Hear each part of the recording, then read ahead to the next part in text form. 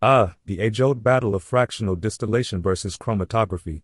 Both are powerful separation techniques, but they each have their own strengths and weaknesses.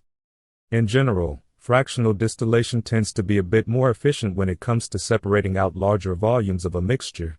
The continuous flow through the column allows us to process a lot of material at once. Plus, the final products are often pretty pure, since we're taking advantage of those differences in boiling points. On the other hand, chromatography is better suited for separating out smaller, more complex mixtures, think things like drugs, proteins, or other sensitive biomolecules. The gentle nature of the process helps preserve the integrity of those delicate compounds. So it really comes down to what you're trying to achieve. Fractional distillation is the workhorse for big industrial separations, while chromatography is the go-to for more specialized, analytical applications. They're both powerful tools in the chemist's toolkit, each with their own time and place. If you're looking for exercises to test your knowledge, there is a link in the description for you. Thanks for sticking around till the end.